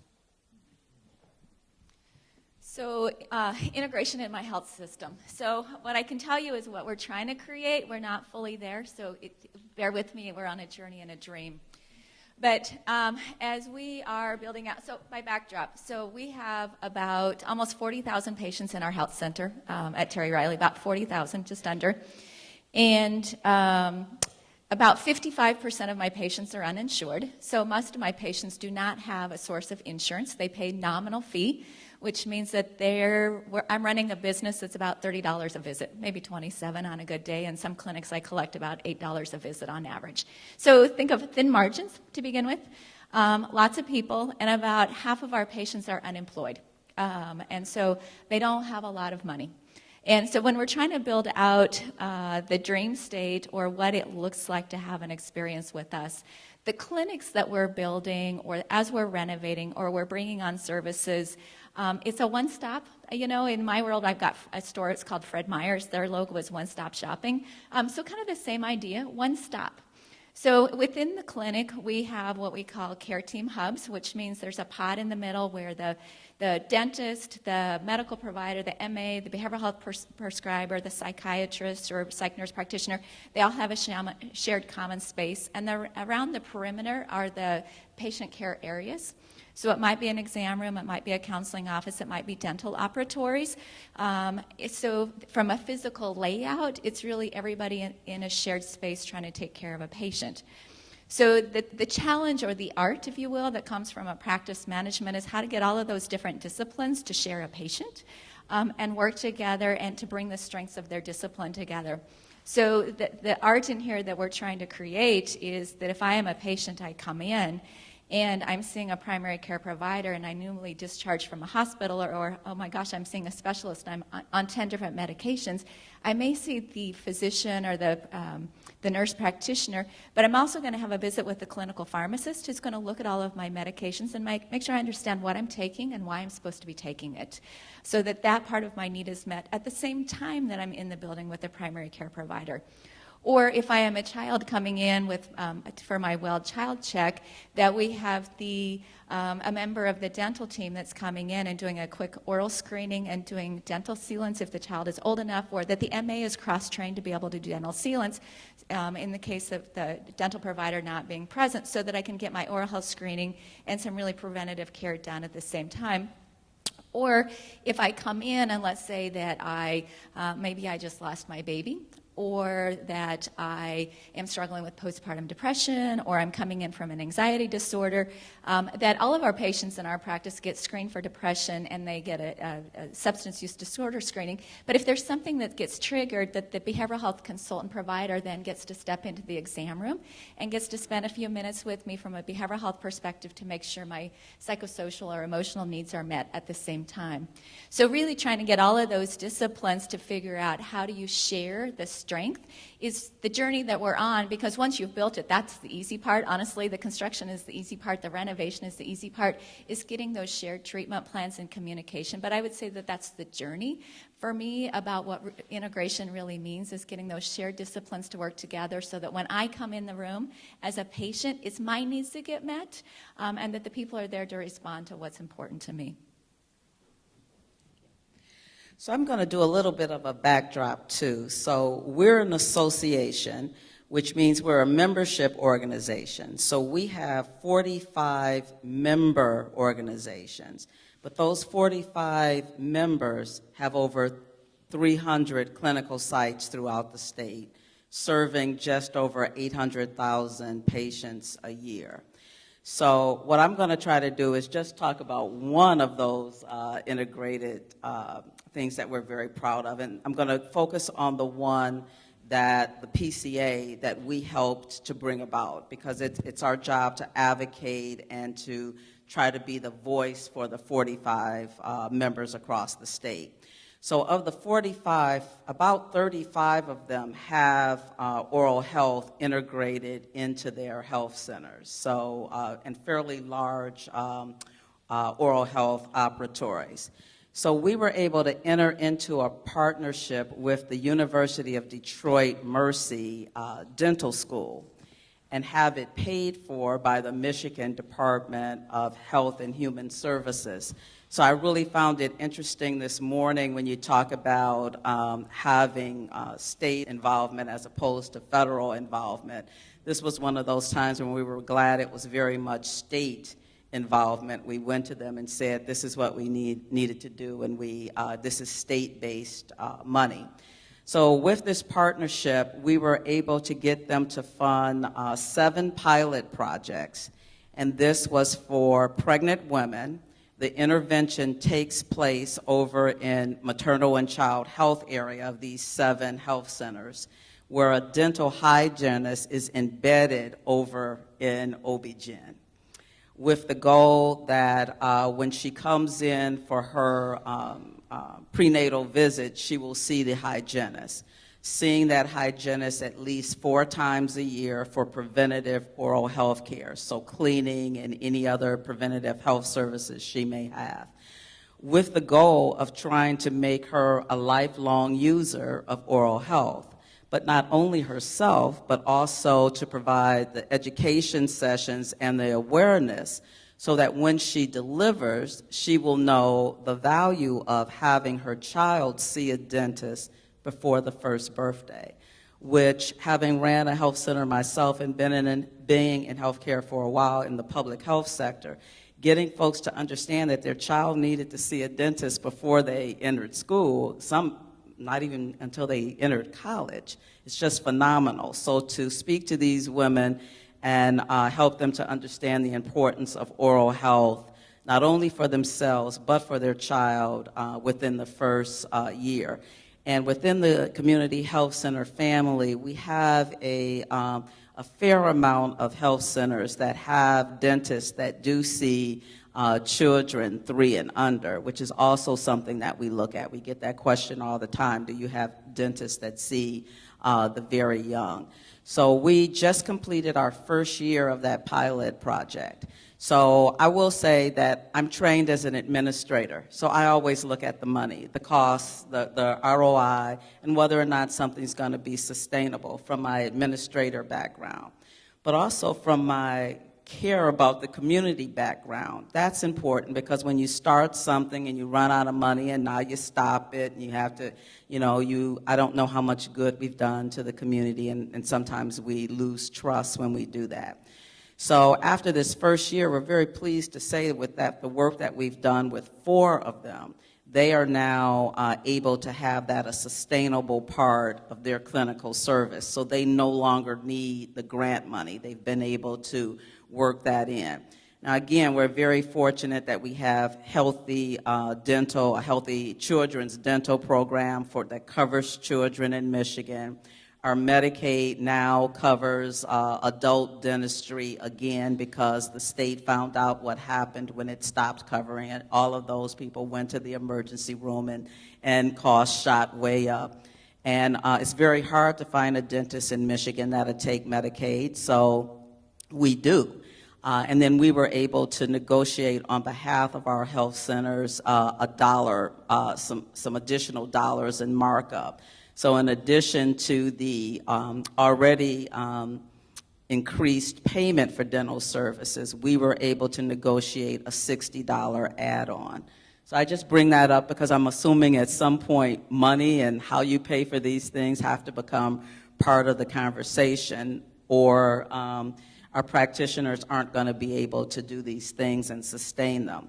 So we're going into the second year. There is interest not only in the state continuing to pay for the pilot project, but also Delta Dental, which is one of our insurance, third-party insurance providers in Michigan, is also very much interested. Their foundation arm is very much interested in putting in additional money to continue this project.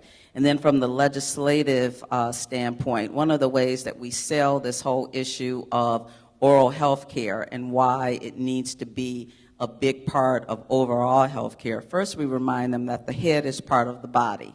Okay, that we start off there. Your head is part of your body. But then it also has an economic impact. If we want to get people back to work, and some people, they're going to be in service provision, and regardless to what you do, you lead with this. And when you have one tooth and it's rotten, you're probably not going to get the job interview, is what I say when I'm talking to the legislators. And that's another way of how we say not only is it a social and a health, but also it has an economic impact. If you want to get people back to work, you're going to have to realize that the oral health is a big part of it. So in this integrative model, the hygienist is embedded right in there with OBGYN, working with the mom, but also working with her to get that child in to see the dentist within that first year of life. Hi. So for my background, I want to ask how many of you have been to Manitoba? Oh, quite a few. Look at that. Oh, wait, no, leave your hands up. How many of you have been to Manitoba but not Winnipeg? Leave your hands up. So the thing about Winnipeg is we often call it a big little town, and we call Manitoba a one-horse town a lot of times, because the reality is the majority of the population is in Winnipeg, and the majority of services and resources are in Winnipeg. And it's a real challenge in our province, particularly in the north. The reason I'm saying that is because some of the programs that I talk about, we have a clinic that's not just geographically based. We have provincial responsibilities and things that we take a lead on provincially. So that's a little bit of what I'm going to be talking about. And so one of our, when we're trying to do that kind of work, we're even more resource strapped, just because the population of the province is quite a bit bigger. And so one of our provincial responsibilities is a program for trans health. So people who are transgender and are transitioning is one of the things that we do at clinic. And we administer that program, and anybody who's looking to have surgery actually has to come through clinic and is assessed by clinic. So that's one of the things we do. We also take a lead in latent tuberculosis, and that's more so in Winnipeg, but sometimes not just. So those are two of the areas that we do a lot of work. And one of the things that we put into our most recent strategic plan was really looking at how we increase our capacity and money, not incoming, but efficiency, through group-based care. So how can we look at group-based care as a modality that's efficient, which is really important in our healthcare system right now, but also is evidence-based and shows that it not only creates efficiencies, but fosters empowerment and self-care and creates peer networks. And so we took these two. Our team identified these two programs as places where we had real opportunity to do more group-based care. So I'm just going to talk a little bit about what that looked like and how we did that. And it is very interprofessional in that multi-providers are involved in providing the service. So in latent TB, clinic averages about 50 referrals a month for assessment and treatment of latent TB. The majority are newcomers. They often are employed and struggle to make appointment times during the day, and so we started offering them the opportunity. They actually wait longer to come to a group that we offer every other month, and do group-based education and see a practitioner and do that as a group. And we found that the majority were actually choosing the group-based care over the individualized appointments. Our no-show rates dropped. We had an estimated cost savings of about $1,000 per quarter, which doesn't sound like a lot, but it adds up in a small place. We increased the available appointments for others because the people in group-based care weren't taking up those appointments. And the people that responded to, we always do surveys and evaluations, said that they felt that they had excellent care in that model. And we definitely noticed an increase in peer support, people meeting each other. Can be a lot of stigma around TB.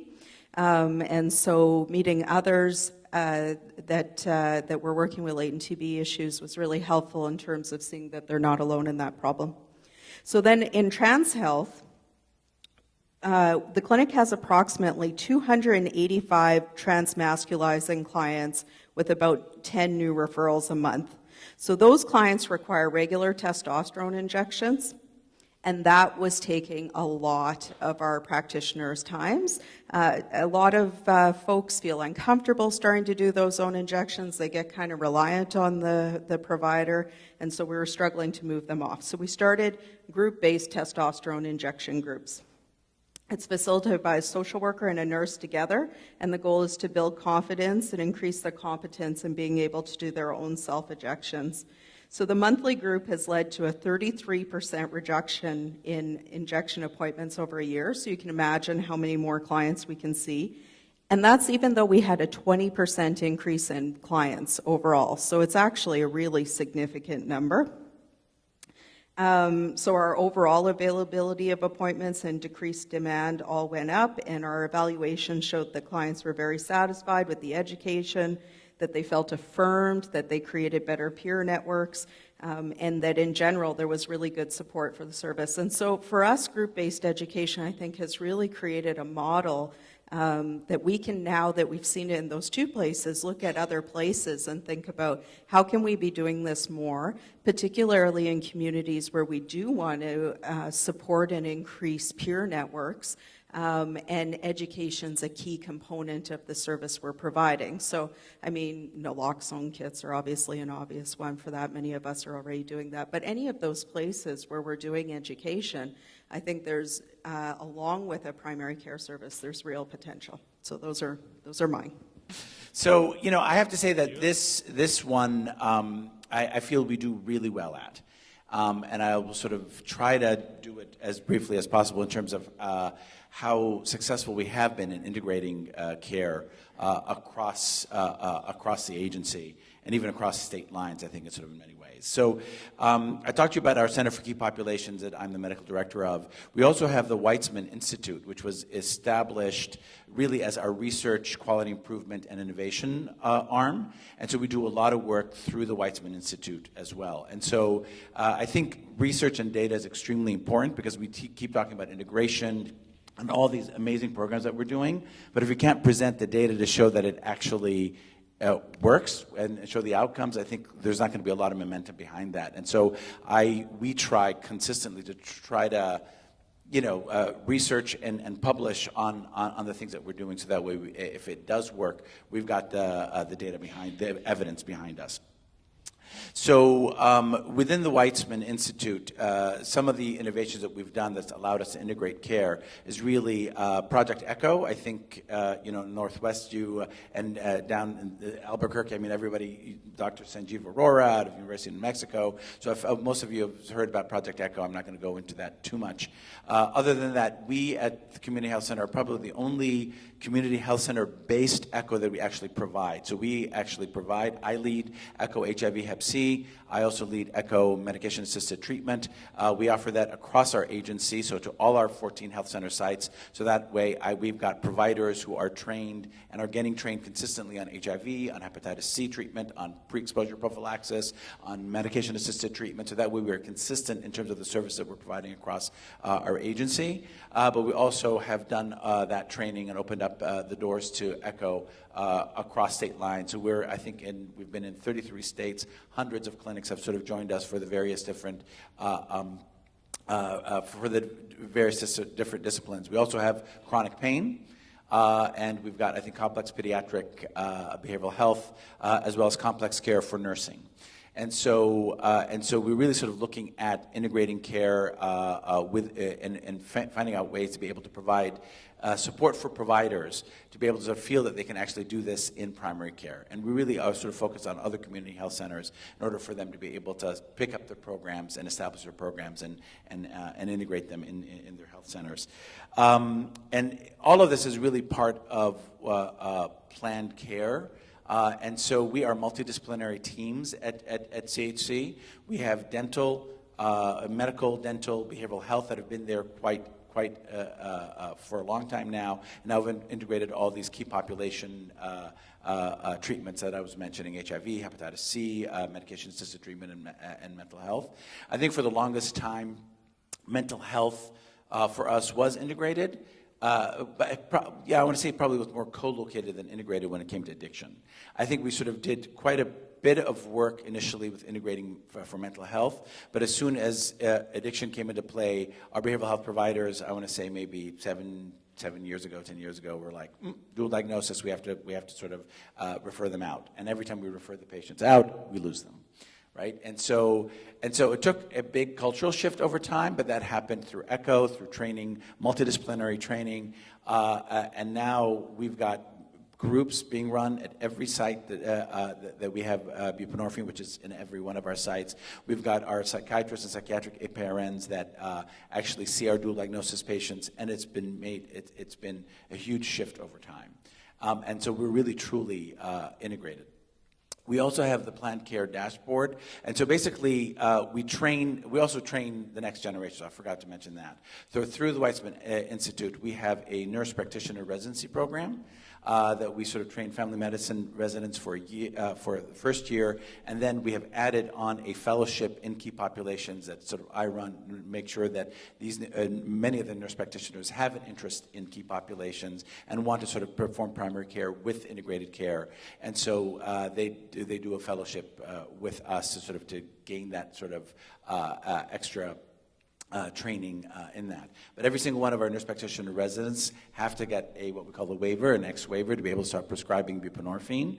And so we train them in that. We train them in transgender hormone therapy. And all that is expected to happen at every site with every provider, with sort of key champions at each of our sites trained through ECHO. We have e-consultation, so that way when our patients come, if they are co-infected with HIV Hep C, they're struggling with opioid addiction, they've got diabetes, and hypertension and what have you, they can come in, we can treat their Hep C and get rid of it, we can manage their HIV, we can put them on buprenorphine and stabilize them, and if they need endocrinology, we send an e-consult. All it's done by them coming to us, and they don't need to go anywhere else. And so really trying to sort of figure out ways to ensure that our patients don't need to go anywhere else other than us as much as we can to be able to sort of help them do that. We use lots of dashboards. I'm not sure if any people sort of have used the dashboards. We have a great business intelligence team. And with our dashboards, it's really, we have medical assistant training as well. So on top of the NP residency programs, we also have something called NEMA, where we train medical assistants to really sort of train at the top of their license. And so we really do, we hand a lot over to our medical assistants. So when our medical assistant comes in and rooms the patient, they can look at the dashboard and they can immediately see on that dashboard. They're due for a mammogram, they're due for their HIV screenings, they're due for their STI screen, they're due for their colonoscopies, and so that's all started and generated the moment that they come in, whether they're coming in for a cold or they're coming in for their diabetes. All that is sort of looked at and done with through our planned care dashboards. And so this is all trying to sort of figure out ways to not have people fall through the cracks and try to get everything done when they come to at their one-stop shop. And I think that sort of really helps decrease a lot of the barriers. So I'll take that. I'll just say in conclusion, thank you all very much for your time, your thoughtfulness.